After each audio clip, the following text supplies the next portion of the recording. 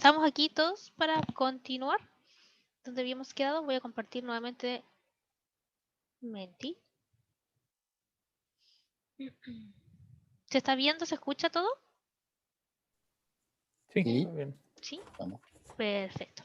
Ya, pues entonces habíamos quedado acá que efectivamente la interfaz que habíamos visto antes de irnos al break principalmente se incumplía la heurística de diseño estético minimalista por el tema de la sobrecarga de información, pero muy bien, como también nos comentó Francisca, y también les recalco, puede ser que en una misma interfaz, en una misma sección, haya muchos problemas de usabilidad que se detectan y que se asocian a distintas heurísticas. Entonces, como nos comentó Francisca, efectivamente, acá también se incumple la heurística de minimizar la carga de memoria, ¿ya? Porque nos indica explícitamente cuál es el esquema o la escala de colores utilizados para representar las distintas regiones o clasificar las reacciones y qué significa cada color. ¿Qué significa el rojo, el amarillo, el naranjo, etcétera? ¿Sí? Perfecto. Entonces, pasemos a la siguiente. Acá, igual que heurística incumplida, corresponde al problema de usabilidad destacado en la interfaz.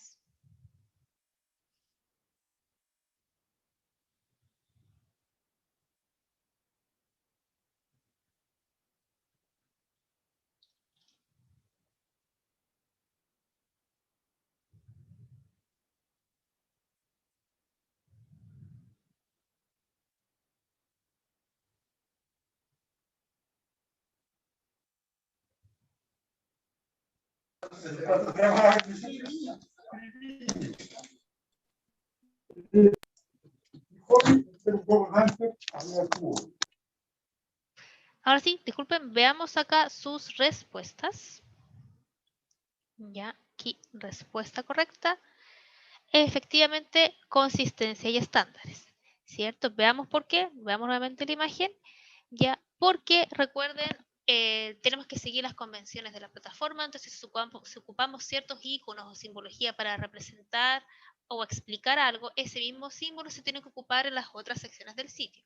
Entonces, por ejemplo, acá en el menú superior se ocupa este símbolo como de una especie de antena o de ondas, ¿cierto? Para representar las estaciones. Y si es que se va a abrir una ventana que me permite agregar estaciones, el icono que se tiene que utilizar es el mismo, porque representa la funcionalidad de agregar estaciones. Y en este caso, en esta captura de pantalla, el símbolo que se está utilizando es diferente. De hecho, el símbolo que se usa es de agregar capas. ¿Ya? Entonces, efectivamente, la heurística que se incumple acá es consistencia y estándares. Igual me quiero detener acá porque, para que vean que igual nosotros continuamente estamos revisando el portal, haciéndole modificaciones. Este problema que se visualiza en esta imagen ya no está, lo hemos corregido, efectivamente nos dimos cuenta de esta inconsistencia y este error ustedes ya no lo van a visualizar, o este problema ya no lo van a visualizar en GEOS actualmente, lo hemos corregido. Fue hace un poquito que no detectamos esto y así es probable que hayan otros problemas adicionales con los que ustedes se enfrenten, pero nosotros continuamente los estamos analizando y revisando. ¿Ya? Bien, pasemos a la siguiente. Nuevamente, a qué heurística incumplida corresponde el problema destacado en la interfaz.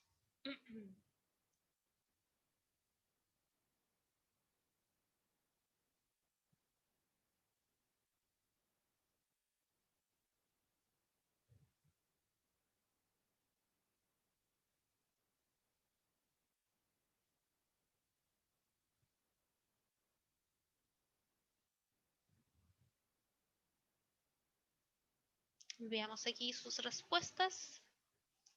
Sí, respuesta correcta acá. Muy bien. Visibilidad del estado del sistema. Importante, esta heurística se asocia a que el sistema siempre tiene que mantener informado al usuario a través de retroalimentación. ¿Ya? Eso es indicando si es que el sistema está cargando, la información que se está desplegando, el paso en el cual se encuentra el usuario, las secciones donde está, etc. Entonces, respecto a lo mismo, si nos devolvemos a la imagen, acá estamos agregando estaciones, se están demostrando todas las estaciones y el usuario ha seleccionado varias de ellas, pero abajo nos indica cuántas estaciones están seleccionadas. De hecho, indica que no hay estaciones seleccionadas. Entonces, nos está informando correctamente al usuario respecto a su selección. Entonces, estamos incumpliendo aquí igual la heurística de visibilidad del estado del sistema. ¿Sí? Ahora, si ustedes ingresan acá al portal, este error está corregido, este problema ya no está. Pero para que vean que en su momento sí estaba y que hemos hecho algunos cambios y todavía nos quedan algunos otros pendientes también, pero estamos activamente trabajando en el portal para ir agregando nuevas funcionalidades y también para ir mejorando los elementos de la interfaz y con ello la experiencia que tienen los usuarios. Vamos a la siguiente. Creo que, no sé si esta será la última o la penúltima, porque ya estamos llegando al final de esta actividad. Igual, ¿a qué heurística incumplida corresponde el problema destacado?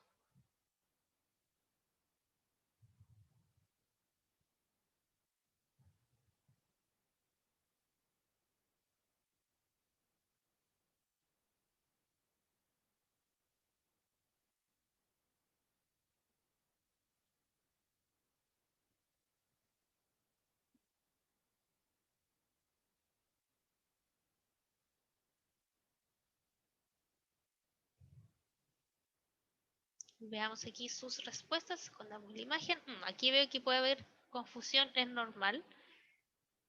¿Ya? Veo que hay discrepancia. Veamos aquí la respuesta correcta. Y después podríamos comentar un poquito por qué ustedes creen que es una heurística u otra. A lo mejor también, dependiendo de cómo entendamos el problema, podría ser heurísticas diferentes. ¿Ya? Pero para este caso puntual, respecto a lo que estaba destacado, es coincidencia entre el sistema y el mundo real. Pero analicemos por qué. Y ustedes después me comentan por qué consideraron que era ayuda y documentación. Veamos. Acá el problema es que sabemos que estamos ingresando en un portal que es chileno, orientado al público chileno y que nosotros acá hablamos principalmente español, ¿cierto? Es nuestro lenguaje, nuestro idioma. Y aquí se presentan variables en otro idioma. Y recuerden, coincidencia entre el sistema y el mundo real indica que la plataforma, el sistema, de alguna u otra forma, tiene que hablar el idioma del usuario. Y con idioma nos referimos tanto al lenguaje como también a los iconos que tienen sentido para ello o la estructura o esquema de colores que tiene sentido para esa sociedad, para esa cultura, que es familiar para el usuario o para un grupo de usuarios. ¿Ya? Y en este caso, propiamente tal, las variables se muestran en inglés en otro idioma, por lo tanto estamos incumpliendo esta heurística. Ahora, dependiendo de cómo se analice el problema, podrían, por ejemplo, ustedes considerar que la heurística que se incumple es consistencia y estándares. Por ejemplo, por el lado de la consistencia, de que no es consistente en el idioma, el sistema. También podría ser válido. Ya ahí va a depender de cómo ustedes interpreten el problema e interpreten la heurística. Y esa es una de las desventajas que tienen las heurísticas de Nielsen, que si bien son muy potentes y realmente yo les recomiendo que las ocupen, pueden quedarse un poquito cortas en la definición. Ya porque Nielsen presenta la heurística y casi la misma definición que yo les di en la presentación hace un rato atrás, no es más que eso. Entonces requiere que el evaluador tenga harta experiencia, mucha experiencia realizando evaluaciones, comprendiendo bien la heurística, conocer otros conjuntos de heurísticas para poder aplicarla efectivamente a la detección de problemas de usabilidad. Y por eso mismo distintos autores han creado nuevos conjuntos para compensar esas falencias que pueden tener las heurísticas de Nielsen, pero siguen siendo sumamente útiles. Y me gustaría que perdón, me pasé a la siguiente. Me gustaría que conversáramos acá respecto a por qué algunos de ustedes colocaron ayuda de documentación, para entender un poquito a qué se debe la confusión. A ver, ayuda y documentación será tal vez porque no, no sé, no se me ocurre por qué podría ser.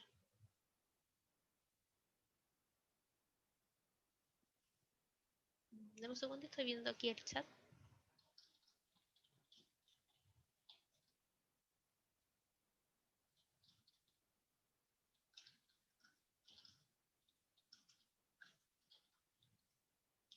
Disculpen. Bueno, no logro visualizar, tal vez será porque la documentación no es clara, porque tal vez está en otro idioma. Podría ser eso, pero cuidado, no se vayan a confundir. Principalmente acá el problema que estamos teniendo es coincidencia entre el sistema y el mundo real. La ayuda y documentación se asocia a que la plataforma tiene que entregar una ayuda, presentar una sección de ayuda que me indique cómo utilizar el sistema, cómo ocupar o qué significa la simbología, los colores, las funcionalidades y documentación respecto a poder entender un poquito las funcionalidades, las variables, los datos, etc. ¿Ya? Siguiente. Nuevamente, ¿a qué heurística incumplida corresponde el problema destacado? Esta puede ser un poquito difícil de comprender. Analícelo bien. Acá se está marcando en rojo el campo en el cual se ha escrito la palabra ejemplo. Se está resaltando con rojo. Y ahí está el tema.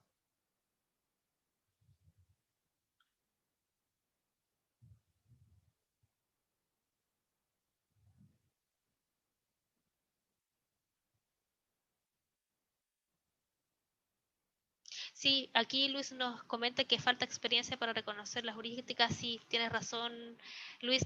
Una clase así como la que tuvimos de expositiva queda corta para que los estudiantes o las personas, los profesionales, comprendan mejor cómo aplicar las heurísticas, qué significa cada una. Siempre es mucho más recomendable tener una actividad práctica propiamente tal donde ellos hagan de evaluadores y apliquen ellos las heurísticas para detectar problemas en una interfaz y ahí vayan interiorizándose mejor en qué significa cada una y ir aprendiendo cómo aplicar las 10 heurísticas, que es normal, pero aquí un ejercicio de acercamiento, de una aproximación, para que se vayan acostumbrando, ¿cierto? Agudizando el ojo, que también uno después cuando empieza a trabajar mucho en esto, a fin de cuentas va ingresando a interfaces y empieza a detectar inmediatamente problemas de usabilidad porque uno ya está acostumbrado a trabajar en evaluaciones de este tipo.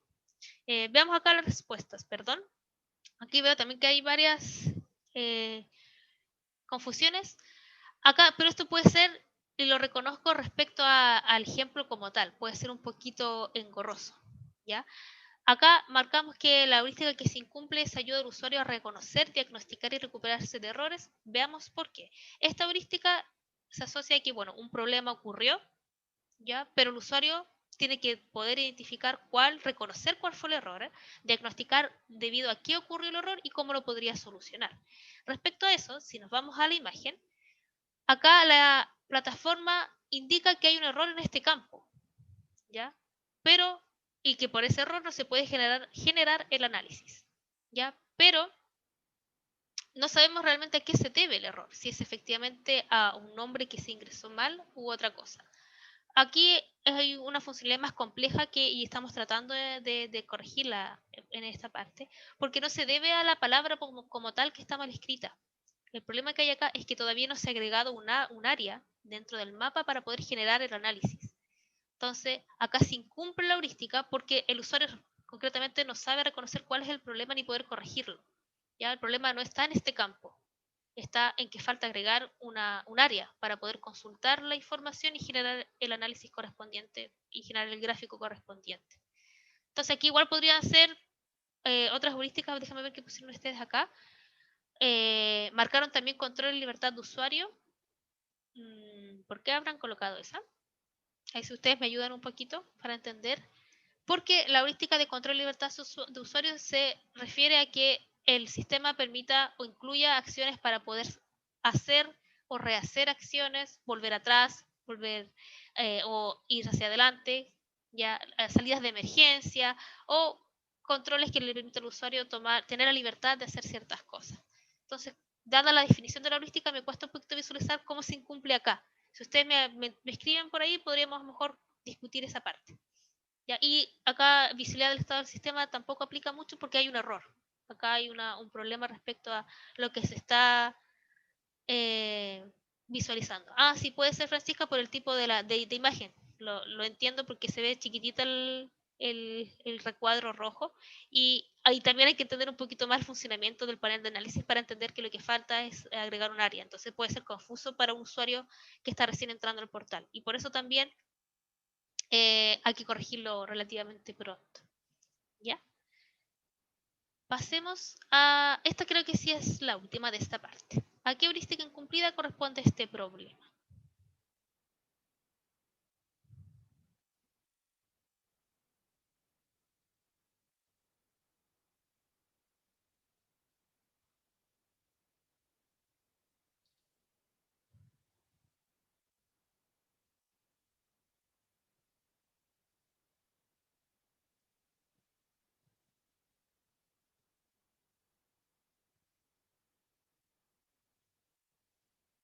Veamos acá sus respuestas.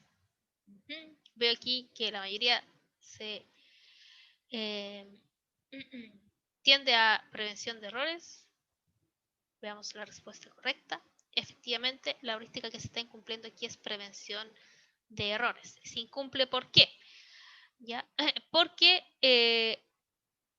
siempre tenemos que tratar de evitar que los errores ocurran, ¿ya? Y para ello hay que cargar adecuadamente la información para que en este caso se pueda mostrar adecuadamente el mapa. Y aquí se indica el mapa o la información o los datos del mapa no están disponibles aún, Ya, esto se debe, si mal no recuerdo, a cuando uno hace mucho zoom a un mapa, sale esta imagen, o menos zoom, algo por ahí en un mapa particular.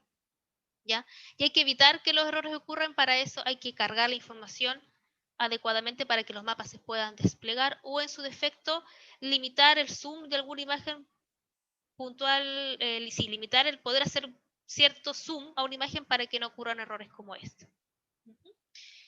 Déjame ver qué marcaron acá. Aquí hay documentación, no es acá. Recuerden que esta heurística no se confunda, es entregar información respecto a cómo ocupar la plataforma, qué significan las funcionalidades, ya documentación respecto a las variables, los datos, etcétera. Minimizar la carga de memoria. Entiendo que a lo mejor la pueden haber pensado porque el usuario tiene que recordar cuál era el mapa que está por debajo, ¿ya? Pero eso es como ya ir hilando muy fino. El problema principal que estamos viendo acá es prevención de errores, porque el mapa no se carga adecuadamente. ¿Ok? Creo que esta es la última, déjenme corroborar. Sí, esta es la última. Gracias, espero que le haya servido un poquito para entender las heurísticas, pero requerimos más experiencia, más actividades prácticas, donde ustedes realicen una evaluación heurística como tal, para que ya vayan interiorizándose y entendiendo mejor las heurísticas de NICSE. Entonces, voy a volver a la presentación porque me quedan un par de diapositivas ya para ir cerrando, porque terminamos en unos par de minutos más. De un momento para compartir donde habíamos quedado. Espérenme, ahí sí. Compartir. Acá estamos, finalizamos nuestra actividad en Mentimeter. Y lo último que me gustaría comentar es respecto a los cambios y la forma de trabajo que nosotros tenemos en GEOS, considerando esta parte también de la experiencia del usuario. Como ustedes vieron en la actividad que realizamos en Menti, el portal ha sufrido bastantes cambios. Ya hay un par de heurísticas incumplidas que vimos con algunas capturas de pantalla, problemas que ya no están, porque está en frecuente cambio para poder mejorar la interfaz. ¿Sí? Y, por ejemplo, aquí les quería mostrar una captura de pantalla de la versión previa de GEOS. Ya esta era la vista que había antes. Hay algunas cosas que se mantienen relativamente similar, otras no. Por ejemplo, acá no se visualiza muy bien, pero antes el tamaño de la letra era muy chiquitito, costaba leer, ahora tenemos las letras más grandes, tenemos un esquema de colores ahora un poquito más estructurado para ciertas cosas. Esta es la ventana esta es la visualización, ¿cierto?, de GEOS que tenemos el día de hoy. Tenemos una interfaz un poco más limpia, con un mejor uso de los espacios, destacando cuáles son las funcionalidades principales a la izquierda en el menú superior. En la parte derecha, en el menú superior, tenemos distintos mapas, o sea, herramientas que nos permiten hacer tipo de análisis para mapas 3D, terreno y nubosidad, y otras herramientas que se van a ir incorporando con el paso del tiempo. ¿Ya? Y esto involucró un trabajo arduo entre todo el equipo. Ya nosotros estamos conformados con tres grandes áreas, ¿cierto?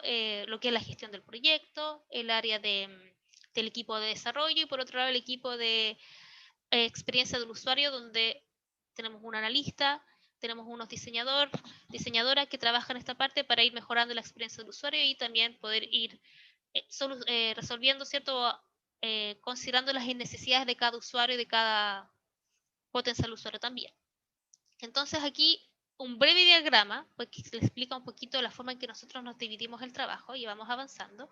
Tenemos reuniones frecuentes, ¿cierto? Donde es posible que en esas reuniones surja una nueva idea, una nueva necesidad que hay que analizar, ver si es que efectivamente es factible, ya contamos con recursos y ayuda a resolver algún problema de un usuario. Entonces, luego de esa reunión pasa la parte, ¿cierto?, donde hay que especificar ese requerimiento, especificar esa necesidad con el formato, un formato específico. Aquí el analista se reúne con el equipo de desarrollo o se reúne con los usuarios pertinentes para tener varias reuniones para ir afinando y teniendo un mayor entendimiento de esta nueva funcionalidad, de esta necesidad, para ya después especificar y poder implementarla. A medida que se está haciendo este análisis, esta especificación de la nueva funcionalidad, del nuevo requerimiento, por su parte el equipo de diseño, ¿sí?, está trabajando en la representación visual de lo que sería esta funcionalidad en un mockup, una representación visual, ya con los esquemas de colores pertinentes, con la ubicación de los elementos más adecuados, para después tener una reunión de validación con todo el equipo para, por un lado, conocer bien la funcionalidad a implementar, que el equipo de desarrollo lo conozca muy bien, y las validaciones correspondientes de esta representación visual para hacer los cambios, los ajustes, las mejoras a ambas partes, para que después se analice si se aprueba o no se aprueba este requerimiento, para que tengamos la reunión previamente tal con el equipo de desarrollo para que entienda bien en qué consiste la funcionalidad y la pueda implementar. Y una vez que ya esté implementada, el código ya esté escrito, ¿cierto? La funcionalidad esté lista, se tiene una nueva reunión, esta vez con el equipo, con los otros miembros del equipo de GEOS para validar que se haya implementado bien, que los resultados que muestra la plataforma son los correctos, son los esperados, o si es que hay que hacer algún cambio. Si es que hacer algún cambio, bueno, se vuelve, ¿cierto? Y se repiten las actividades de implementación para hacer esos cambios hasta que se aprueba. Vemos que todo está ok y se pone en producción, que es cuando la funcionalidad ya queda cargada y disponible en el portal de GEOS para que cualquier usuario pueda utilizarla sin problemas. Entonces aquí está en un resumen, puede ser un poco más complejo que esto el día a día, ¿ya? Pero tenemos distintos roles identificados para poder abarcar cada uno de las actividades que hay que realizar dentro de este proyecto. Entonces, antes de finalizar, algunos datos interesantes que podemos rescatar respecto a la experiencia del usuario y cómo esto impacta en cualquier proyecto o cualquier creación de un nuevo producto o sistema. Y aquí datos un poquito más cuantitativos, ¿sí? Hay distintos estudios, pero por ejemplo, este estudio de 2010 puede ser un poquito antiguo, pero no deja de ser muy cierto. El 85% de los problemas relacionados con la experiencia del usuario se pueden detectar realizando una prueba de usabilidad con 5 usuarios. Uno a veces tiende a pensar, chuta, tengo que trabajar con usuarios representativos que son muy diversos, son muchos, tendría que trabajar con 20, 30 usuarios, requiero tiempo para poder juntarme con todas esas personas, es muy costoso, no lo voy a hacer. No, si nosotros trabajamos, y es un estudio que también está validado por Nielsen, que es el que creó la evaluación heurística, que si trabajamos solo con 5 usuarios y nos aseguramos de identificar 5 usuarios que sean representativos, solo esos 5 usuarios a nosotros nos van a entregar información muy valiosa respecto a qué problemas tenemos que solucionar.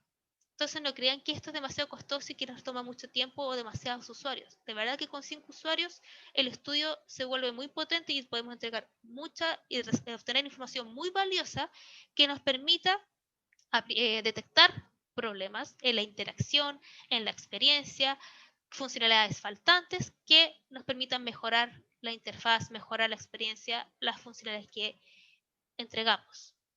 ¿Ya? Por otro lado, los desarrolladores dedican el 50% de su tiempo a solucionar problemas que podrían haberse evitado.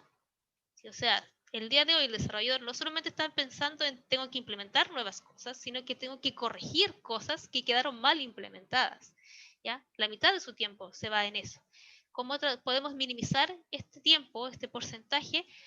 Desde un inicio, desde las primeras fases del desarrollo, trabajar con usuarios, conocer bien qué es lo que quieren, qué es lo que necesitan, cuáles son sus objetivos, cuáles son sus características, hacer las reuniones que sean necesarias para entender bien la funcionalidad y así asegurarnos de que no hay que corregir o parchar el software muchas veces en el futuro. Y último, aquí, el 97% de los usuarios cita la facilidad de uso como la calidad más importante para las aplicaciones móviles. Si bien GEOS ahora está orientado para una vista en computador, para más el futuro, como sabemos que las aplicaciones móviles se ocupan mucho el día de hoy, vamos a pensar más adelante, si eso ya es para más adelante, el uso de aplicaciones móviles o sea, el diseño de una aplicación móvil, perdón, para ocupar las herramientas más potentes o más usadas de GEOS. Y como les comenté al inicio, los usuarios son más exigentes cuando estamos hablando de aplicaciones móviles, de dispositivos móviles, y lo que ellos más valoran en una aplicación móvil, el 97% de ellos, es que esta aplicación sea fácil de usar, sea intuitiva, ¿sí? Sea sencilla, que tenga pocos pasos, etc. Facilidad de uso asociado principalmente a la usabilidad, efectividad, eficiencia, satisfacción. Entonces, no deja de ser relevante considerar qué quieren, qué necesitan, qué esperan nuestros usuarios y cuál es la experiencia que están teniendo para así asegurarnos que sigan ocupando nuestro producto y que les sirva, que les genere valor, en el fondo, el uso de nuestro producto. ¿Sí? Y Eso por mi parte, aquí doy por cerrado el módulo 2 de experiencia del usuario. Nos quedan igual unos par de minutos que me gustaría aprovecharlos para ver si ustedes tienen alguna pregunta, alguna experiencia que quieran compartir, alguna cosita que podamos conversar en estos minutos que nos quedan.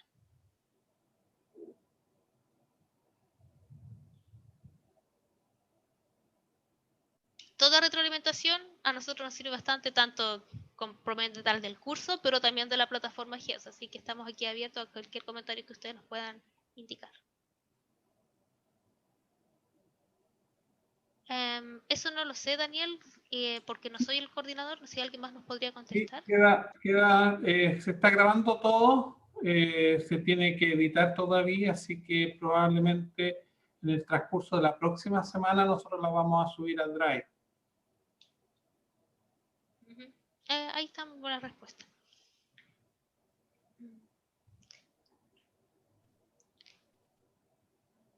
Aquí Paula nos menciona, por lo que tengo entendido, los usuarios para GEOS son solo para chilenos o para otros países también. GEOS es GEOS Core. El código se puede implementar en cualquier lugar y GEO propiamente tal está diseñado para datos que están dentro de la región. Nosotros generamos una región bastante amplia que abarca desde la zona del Caribe hasta la zona antártica. Así que por lo menos lo que está cubriendo GEO es bastante amplio. Por ahora la información que se está publicando es la que pertenece a la zona de Chile, pero es factible incorporar datos para toda la región desde el Caribe hacia la zona antártica. Ahora también se puede implementar en una plataforma distinta.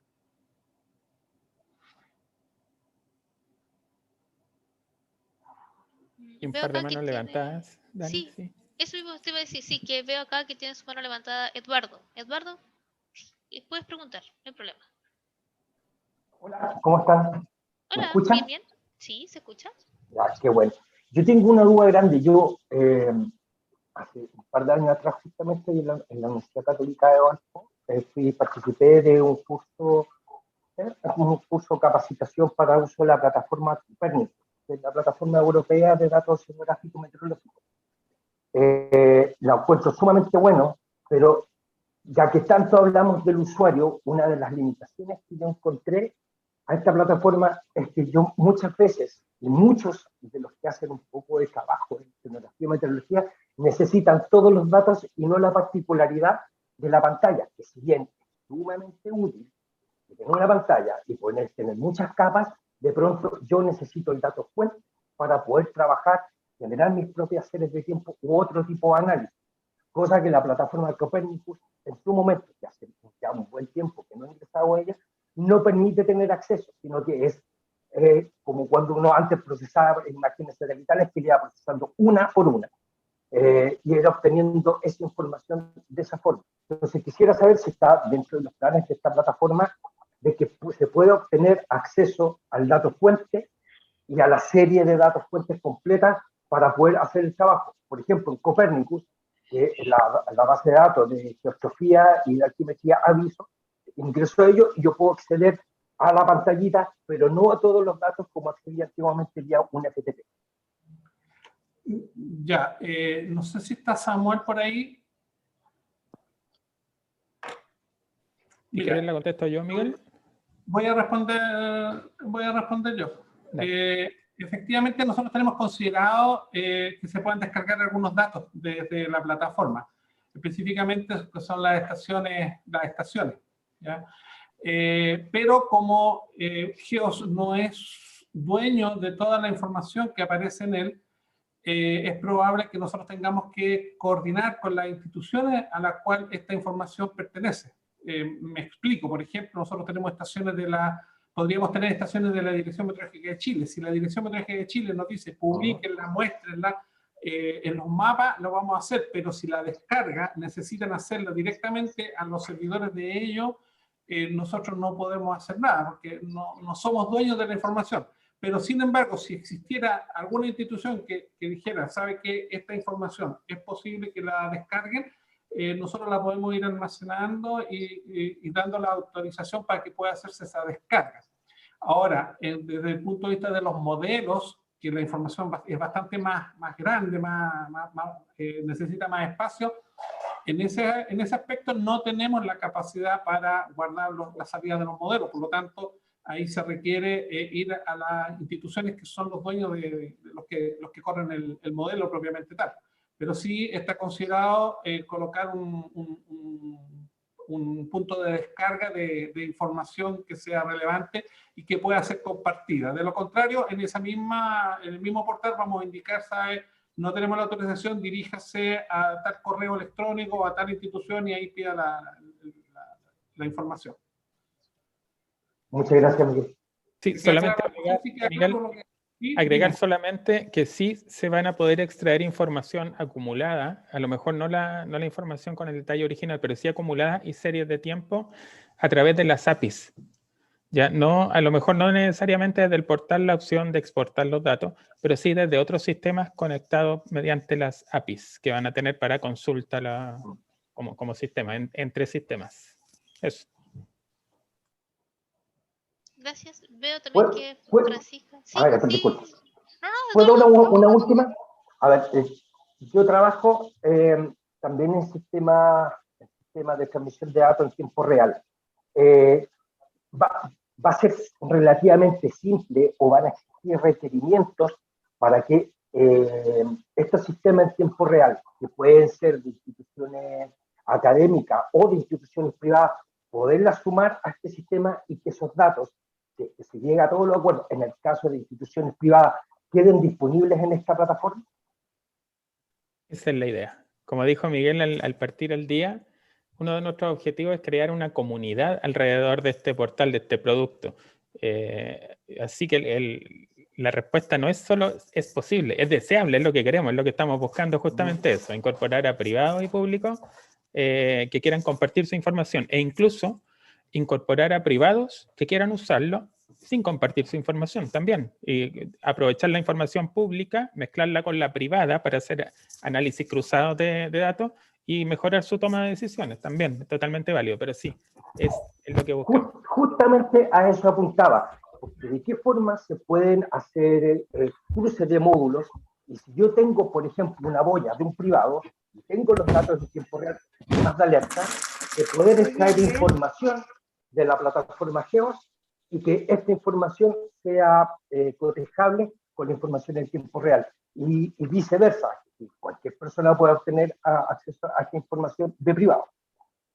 Del privado va a depender de él. Si quiere publicar su información, si no, no. Pero sí, esa funcionalidad es natural, es nativa en la aplicación. El poder tener, por ejemplo, una serie de tiempo en un punto, comparar una boya con los datos del modelo de la NOAA, un GFS, o con los datos de otra boya cercana. Eso está pensado en la plataforma. Uno de los objetivos que tiene el G2 por atrás es el ayudar a enfrentar fenómenos complejos, que por ejemplo cambio climático, ese tipo de fenómenos que nosotros entendemos que cuando se tratan de enfrentar desde un área de conocimiento, la visión es un poquito cerrada. A veces los problemas complejos requieren enfrentarlos desde varios puntos de vista de ciencias diferentes interactuando, cosa que normalmente no se hace, porque cada científico está enfocado en su área, en sus datos, y los repositorios incluso están con datos de un tipo nomás. Uno de los objetivos que nosotros nos propusimos fue tener un portal que permita mezclar información desde diferentes áreas del conocimiento humano para enfrentar de mejor forma problemas complejos como, no sé, como las pandemias, como el cambio climático. ¿Ya? Entonces sí, es natural y es deseable eso que propone. Jota, también hay que recordar que los portales pueden interactuar por debajo, es decir, que si yo tengo mi propio portal, no necesito incluir toda la información previa de Geos, sino que cargo desde el portal de Geos todos esos datos y solo me encargo de los datos propios que quiero agregar. Exactamente, gracias Ariel. Sí, exactamente, eso es. No necesito tener duplicados los datos en todos lados, sino que yo voy conectando un Geos con otro, saltando de uno a otro para que muestre la información. Eso. La idea es un poquito lo que pienso yo, es mirar la plataforma Geos y quizás tomar algunas señales dentro de las plataformas que tengo que diseñar yo para que sean igual de amistosas y que se puedan conectar de mejor forma. Además, quisiera agregar, Eduardo, que también va a estar la opción que todavía no está desarrollada, está dentro de la programación que tenemos, de generar usuarios. Entonces, puede ser tanto un usuario o como puede ser una institución completa que se cree como un usuario. Y eso permitiría poder utilizar la plataforma con datos que probablemente no puedan compartir. No es que no quieran, a veces hay datos que son estratégicos que no pueden compartir, pero que sí son necesarios cruzarlo con otro tipo de información científica. Entonces, estas instituciones, no hemos pensado para los privados, lo hemos pensado por ahora para instituciones. Eso puede conversarse en adelante. Podrían eventualmente utilizar esta plataforma para poder cotejar esa información con la que ya tienen la plataforma, así en forma privada, por decirlo, o internamente. Excelente. Muchas gracias. Así, Luis. Espérame. Francisca tenía preguntas, tiene la mano levantada hace rato igual. Sí. ¿Sí? Hola, yo Hola, soy Francisca Muñoz, soy la jefa de datos y cómputos del Centro de Ciencias del Clima y la Resiliencia. Yo había visto su plataforma cuando partió, simplemente como por búsqueda de palabras clave. Los felicito, la encontré súper interesante del principio. Bueno, y también para nosotros es súper interesante los datos con que ustedes cuentan, la forma de desplegarlos y de cruzarlos con distintas, de poder cruzar varias variables en una misma serie, de poder mezclar datos grillados con superficiales. Lo encontramos súper bueno. Nosotros hemos desarrollado varias plataformas, algunos, bueno, a Luis Lascano lo conozco por la dirección meteorológica, pero hemos desarrollado varias plataformas con datos grillados y puntuales, en general más bien con objetivos separados. Los datos diarios los tenemos en una plataforma, los horarios en otra, los grillados en otra, y nos falta esta forma como de mezclarlos para responder a preguntas más complejas. Somos un centro interdisciplinario, tenemos climatólogos, oceanógrafo, gente de uso de suelo, de las áreas de la dimensión humana. Entonces tenemos una amplia batería y mucha gente que quiere hacer plataformas y que quiere visibilizar los datos. Entonces, eso por un lado, también ofrecernos como usuarios tipo. ¿Ya? Yo misma, bueno, estudié computación, ingeniería en computación, soy típicamente la contraparte del desarrollo de todas nuestras plataformas. Y también encuentro súper interesante el grupo de usuarios al que ustedes están llegando. ¿Ya? Somos como una comunidad en Chile, bueno, quizás en Latinoamérica, de instituciones que estamos interesados en poder visualizar, trabajar, interactuar, interconectar nuestros datos. ¿Ya? Nosotros también proveemos, como otra gente, nosotros no somos generadores de datos en la mayoría de los casos, sino que más bien recolectamos la información y la procesamos, a veces generamos productos grillados, por ejemplo, de precipitación, y las publicamos de cierta forma, y ahí tenemos muchas ideas al respecto. Quería ofrecer también, estamos generando una guía de datos climáticos para no expertos, como con todos los metadatos y todo el rango de los datos que tenemos desde las observaciones puntuales y grilladas hasta las simulaciones y de cambio climático y de escenario, y de estos forecasts, ¿cómo se llaman? Los pronósticos. Y eso, quería felicitarlos y ponernos a disposición. Encuentro súper interesante y muy bien implementado el proyecto. Gracias, Francisca. Mira, quisiera acotar algo de lo que tú comentaste. No solamente ustedes, sino muchas instituciones, tanto nacionales como internacionales, trabajan en distintos proyectos y generan sus propias bases de datos. Y en la mayoría de estas instituciones los proyectos no están conectados entre sí. Entonces son bases de datos independientes que no se cruzan. Y ese fue el inicio. Cuando nosotros comenzamos con este proyecto GEOS, que anteriormente era Pomeo, era justamente lograr ese cruce de información alimentando el sistema, ¿no es cierto?, en forma oportuna, eficiente, rápida, y que pudiera de alguna manera servir para la toma de decisiones complejas, como decía Jorge Jiménez. Sí, agregar de nuevo que, bueno, y recordar que el tema de esta comunidad que queremos armar, lo que entiendo, Francisca, es que te ofreces como colaboradora y participante, ojalá, de esta comunidad que se arme. Gracias. El día viernes vamos a dejar al final un tiempo para conversar de esto. para ver cómo podemos coordinarnos, quienes queden con el interés de seguir participando en esto. Así que el viernes al final, cuando terminemos, vamos a conversar más de esos temas, de cómo seguir colaborando. Gracias. Ya, yo creo que van a salir muchas consultas, muchas ideas, así que, a ver, hay unas preguntas en el chat que hacen análisis de usabilidad de los portales como asesoría. Daniela, están preguntando ahí, la puedes responder tú. Disculpa, estaba muteada. Sí, pero eso hacemos asesorías y consultorías en UX, pero eso ya es aparte de GEOS. Nosotros como grupo de investigación de la Escuela de Ingeniería Informática tenemos un grupo de expertos con los cuales realizamos asesorías y consultorías a empresas, a organizaciones, a instituciones.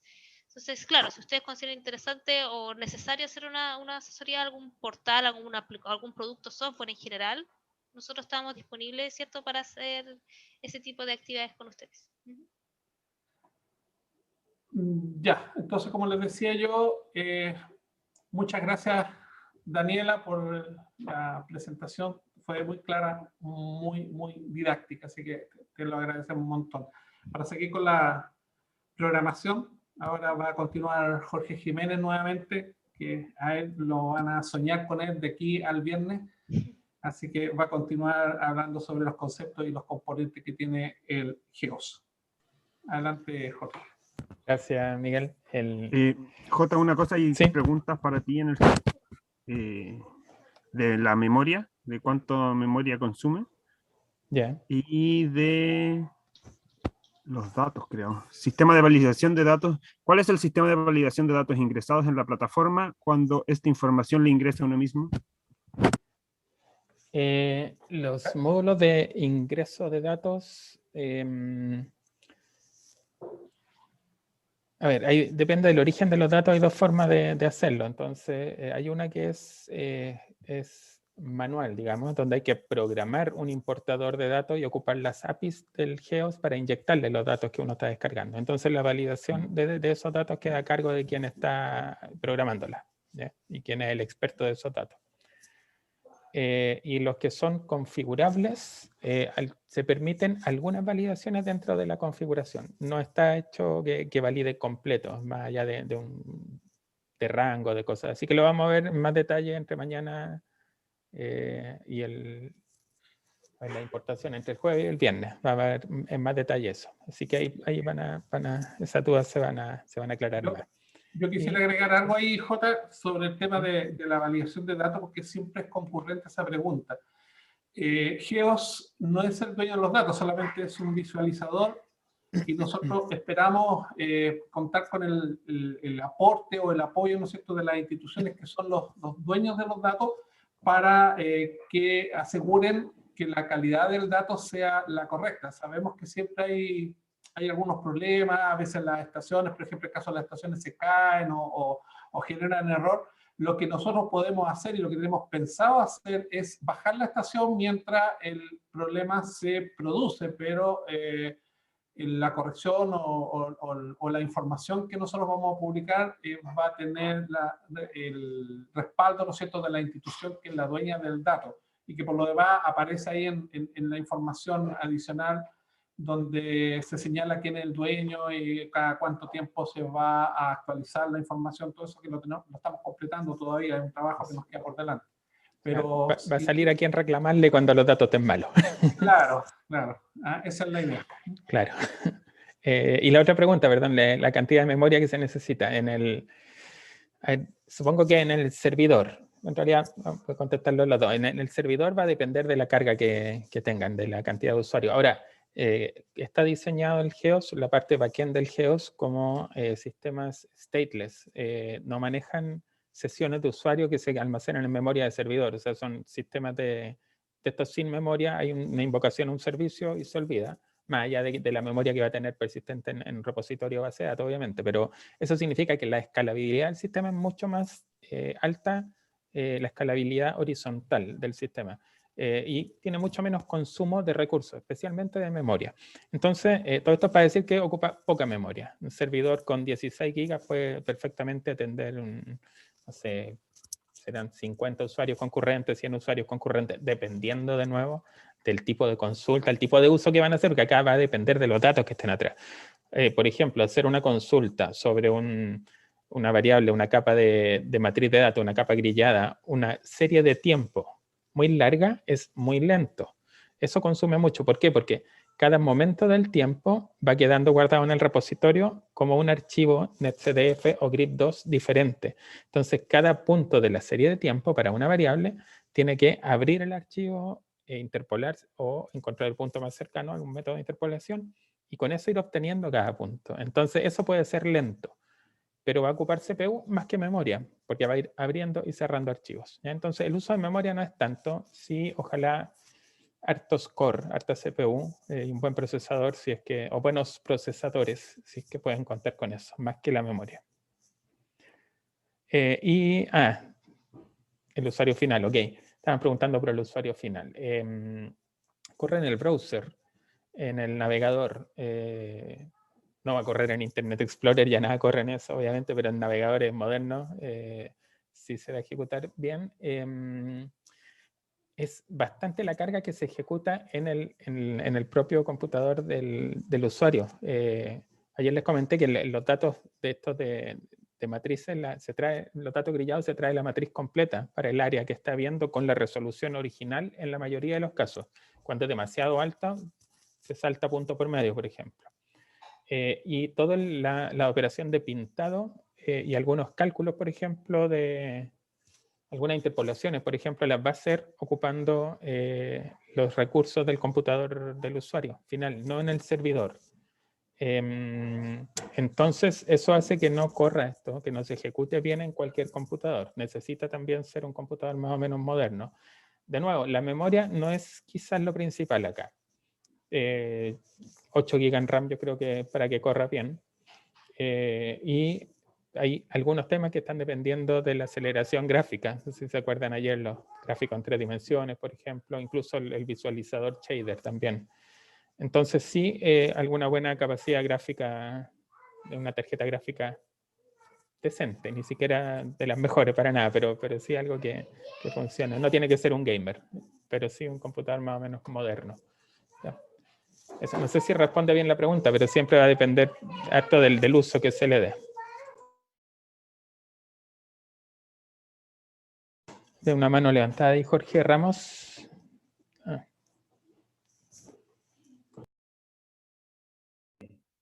Buenos días.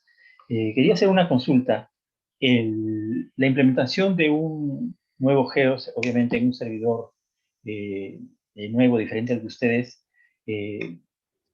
también replica esta implementación la base de datos en MongoDB y no sé, bueno, sí, eso, de Data Warehouse sí no conozco nada, pero eso también ya automáticamente digamos, viene implementado o es que cada persona, cada institución que quiera hacer una nueva instancia del GEOS tiene que, por su cuenta, desarrollar o, digamos, esto, ¿no? Tanto el Data Warehouse como la base de datos? Es parte ya de lo que van a instalar, ya viene. Es uno de los componentes más que se baja y que corre con Docker, como veíamos ayer. Entonces, al descargar y instalar el GEOS ya van a tener esa parte, esa funcionalidad lista. No necesitan nada extra. Ya viene lista. Están preguntando por ahí si la imagen Docker van a quedar listas. Sí, van a quedar listas para instalarla y a partir de mañana vamos a ver cómo empezar la instalación. Ya vamos a ir por componentes. Recuerden que son 3 componentes. Uno, el portal. Uno que entrega las capas de los datos y otro que entrega los datos estos que se asocian a los datos vectoriales. Por ejemplo, el que veíamos como ejemplo de los datos acumulados de casos de COVID por comuna, por ejemplo, en Chile. ¿Ya? Entonces, esos 3 componentes son imágenes Docker que se van a instalar y que idealmente lo más simple es instalarlo en un Docker Swarm, en un stack de servicio de Docker. Y a partir de mañana vamos a ver eso. Ahora quería mostrarles, voy a compartir pantalla, algo que se me olvidó ayer, se me olvidó mostrarles el uso de las estaciones meteorológicas y oceanográficas. Dentro de este componente que tiene que ver con el BI, un momento. acá. Esto me lo llevo para acá. Ya, ahora sí. Dentro de ese componente se manejan variables. Dentro de los conceptos de Data Warehousing hay variables y hay dimensiones que clasifican las variables. Las dimensiones que clasifican las variables incluyen, en el caso de GEOS, las estaciones meteorológicas u oceanográficas. Para nosotros es una dimensión que va a tener asociada variables. Por ejemplo, ocupando la opción de agregar estaciones, al igual que las variables de las otras capas, yo puedo filtrar primero por el proveedor de la estación. Por ejemplo, el Servimet. Y aquí veo solamente las estaciones del Servimet. Puedo elegir algunas de esas, por ejemplo, Quintero, Los Vilos, Paraíso. No sé si tendrán datos algunas, no están transmitiendo bien los datos. Y acá se me agregaron. Al colocar encima, veo la estación. Y veo que la de Quintero sí tiene datos. Hice clic en la estación de Quintero y me muestra los datos primero de la temperatura. Temperatura promedio cada 5 minutos. Este tipo de panel acá de propiedades son los que ofrece este componente de tipo BI, Data Warehousing, que me permite seleccionar el operador que ocupo para acumular y la temporalidad. Y esto yo podría compararlo con variables. Por ejemplo, acá estamos en la estación de Quintero. Como las estaciones son objetos vectoriales, así como los polígonos, ayer se acuerdan las comunas o las regiones, y podíamos calcular una variable proveniente de una matriz o de una variable raster en su centroide, el centroide de un punto del mismo punto. Por lo tanto, yo podría comparar, por ejemplo, con la variable temperatura acá. Y con eso lo que voy a ver es una comparación entre el dato real que me está entregando la estación de Quintero con el dato del pronóstico de la NOAA para ese mismo punto, o para digamos, el punto más cercano. Se fijan, anda bastante bien el pronóstico de la NOAA respecto a ese punto. ¿Qué otras cosas puedo hacer con las estaciones? Voy a agregar más, agregar todas las del Servimet. Eso me aparece en mi panel, también la capa de estaciones, y al igual que las capas vectoriales, yo puedo observar variables. La diferencia es que ahora yo puedo observar variables en el punto, es decir, las que venían de estas capas de raster, o puedo observar variables medidas por las estaciones. Por ejemplo, yo quiero ver la humedad relativa del aire y la temperatura. Y ahí tengo los datos. Y me muestra, bueno, en la banderita me muestra las dos variables y también con un código de colores alrededor. Ojalá no esté Daniela viendo esto porque yo sé que no cumple varias heurísticas acá, estamos viendo todos los datos juntos, pero sí está la posibilidad acá por lo menos de decir no quiero ver los datos de las leyendas, puedo ir escondiendo cosas. Por ejemplo, quitar esto de la leyenda y quedarme solo con los colores, y acá tengo la escala de colores que se está usando. Ahí puedo ver una variable, cómo se está comportando en las diferentes estaciones. Otra cosa para recordar es que esto por atrás está ocupando este componente ZRepo del BI que tiene un API REST y que de hecho el portal, cada vez que consulta, ya sea a los datos raster o a los datos de este componente ZRepo, lo está haciendo a través del mismo API REST que se expone para otros sistemas. El portal es un visualizador más o un consumidor más de los datos de GEOS que están atrás, que puede ser cualquier otro. Por ejemplo, a ver, no sé si esto se va a ver allá. Hay unos experimentos, unos inventos que hemos estado haciendo. No sé, para los que conocen Arduino, hemos estado haciendo, por ejemplo, esto. Son unas estaciones, estas son unas placas de desarrollo chiquititas. Ahí tienen un procesador, un ESP32 por atrás, se programan ocupando Arduino, una plataforma de IoT disponible. Acá hay otra, por ejemplo, que es parecida a esa, que están mostrándome en línea los datos de algunas de las estaciones que yo tengo en el GEOS. Y a través de su código se configuran y los va a buscar los datos y está cada 5 minutos refrescándome la pantalla con los datos de una estación. Estoy monitoreando no sé, temperatura, presión, dirección del viento. Y eso es ocupando solamente el API REST que queda disponible. Si alguien, a ver, acá está compartido también como un proyecto, eso que vieron de la estación, como un proyecto open source acá en otro repositorio. Se lo voy a copiar en el chat si quieren, si a alguien le interesara ver eso.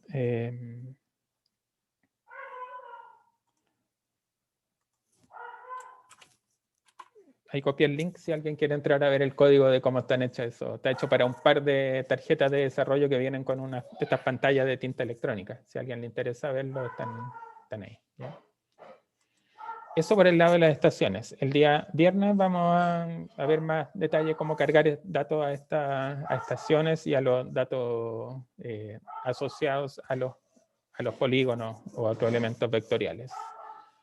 Y lo otro que quería mostrarles, a ver, primero recordarles que mañana va a ser el día donde vamos a meternos a trabajar en el portal, en la visualización. Vamos a hacer, acuérdense, acá abajo un panel nuevo como el de los gráficos, pero que va a tener una herramienta para calcular áreas. Vamos a hacer una herramienta nueva acá arriba para ver cómo se distribuyen un histograma, las frecuencias de una variable en un área. Y vamos a agregar un visualizador nuevo también acá en el mapa. Todo eso requiere programación en el portal. Eso va a ser código JavaScript. Y como les comenté ayer, eso ocupa un framework que tenemos desarrollado, que es un framework de interfaces de usuario. Esto ya es programación frontend. Este framework se llama ZBC y está también como proyecto open source, que lo voy a pegar también acá. Si tienen tiempo de verlo, a quienes mañana yo reconozco que van a haber dos tipos de oyentes acá, de los que no van a entender mucho, pero que ojalá se queden, porque igual hay conceptos que van a ser bien útiles, y los que les interese programar, porque hay que saber programar para poder extender el portal, programar en JavaScript. A los que les interese programar y quieran participar o usarlo, el portal en ese sentido, que ojalá pudieran mirar un poquito esto antes de mañana, para que se entienda un poco más. Les voy a hacer una explicación muy rápida. Este framework es equivalente a los frameworks actuales como React, por ejemplo, o Vue, que permiten diseñar componentes de interfaz como componentes por separado que interactúan entre sí. La diferencia es que no requiere, como les dije ayer, no requiere una etapa de compilación anterior y armar un paquete que es el que se distribuye en la aplicación, sino que se van cargando en el browser a medida que se van ocupando.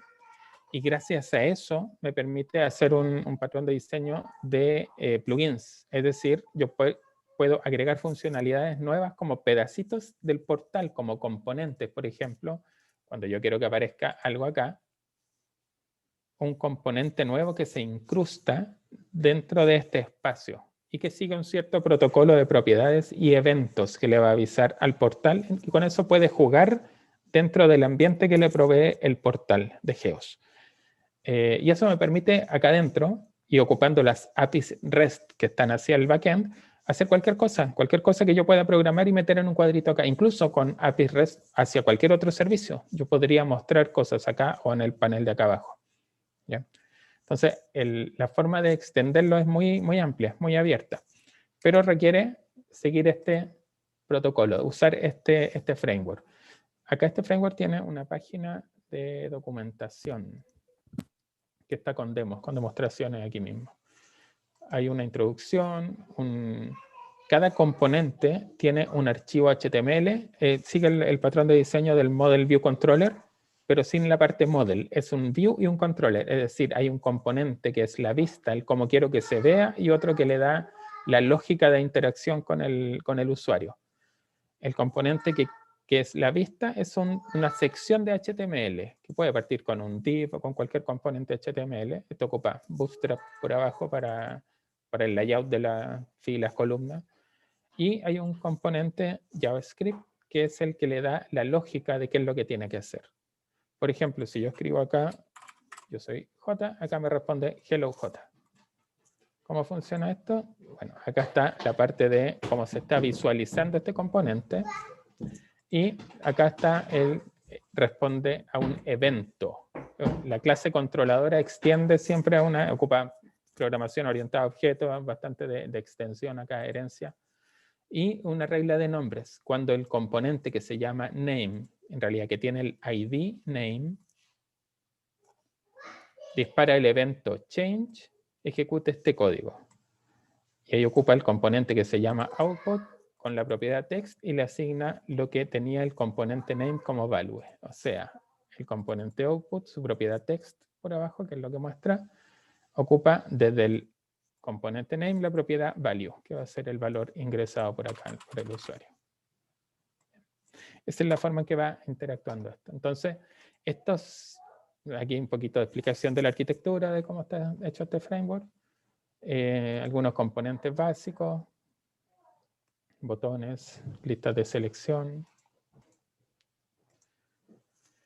Estos pequeños componentes, estos pequeños archivos que son el HTML y el JavaScript asociado a cada componente, son los que se van a ir cargando a medida que se vayan necesitando y que se incluyen en un plugin del portal. Entonces, para que mañana los que les interese el tema de programación se puedan, quieran meterse bien, ojalá se metan ahora a estudiar un poquitito de esto. Ahí me preguntan si al usar Bootstrap también usa jQuery. Tratamos de no usarlo. Este framework no ocupa jQuery, no se basa en jQuery, pero al usar Bootstrap 4 está disponible jQuery, así que también se puede usar dentro de la página. Si es que sacamos una versión nueva probablemente del Geos que se base en Bootstrap 5, a mí particularmente me gustaría eliminar la restricción ya del jQuery, porque se está eliminando de todos lados ya. Era muy útil cuando había que estandarizar todos los browsers, pero ya no es tan necesario. Ya el JavaScript ya está bastante estandarizado entre distintas versiones. Entonces, si no es necesario, yo preferiría no dejar una dependencia a jQuery ahora. Pero en este momento sí, se puede usar. Eso. Eso es lo que quería avanzar por hoy día. Yo creo que ya podríamos dejarlo hasta ahí. Y mañana, no sé si hay más preguntas para cerrar. Sí. Recordar que esto de programar es para la parte del portal, para la gente que quiera extender el portal y agregar funcionalidades, pero si alguien quiere solo instalar su propio portal y cargar los datos, es mayor parte de configuración, lo que dijiste ayer. Sí, recordar eso exactamente, que la parte del portal es la que requiere programación, pero el agregar nuevas capas, raster o vectoriales, o cargar datos asociados a comuna, regiones o otra capa vectorial, es, como dice Ariel, es configuración principalmente. A menos que se quiera automatizar alguno de esos procesos de carga que haya que modificar datos entre medio de transformaciones, ahí sí conviene. Ahí está la pregunta de Luis. Exactamente. Cuando hay nuevas fuentes de datos, depende. Si ya los datos vienen más o menos listos, depende del formato en que estén. En muchos casos hay que preocuparse de que se copien a un directorio. Si son datos temporales, por ejemplo, datos diarios, horarios, basta con hacer algo que los deje en un directorio cada vez que se quiere que se actualicen los datos y que sigan un cierto formato, por ejemplo. Pero todo eso lo vamos a ver desde mañana. En realidad, desde el jueves y viernes el cómo actualizar nuevos datos y mañana el cómo hacer visualizadores nuevos y herramientas nuevas dentro del portal.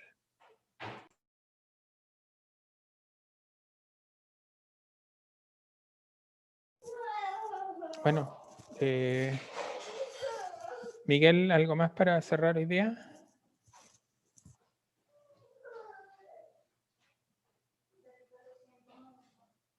No, de mi parte no, solo decirle a Luis nomás que en el caso de ellos en particular, con el tema de los datos de modelación, que no es el caso de las estaciones, ellos dispusieron un repositorio donde dejan o donde ellos cargan directamente a un computador que tenemos en este caso en la Universidad Católica.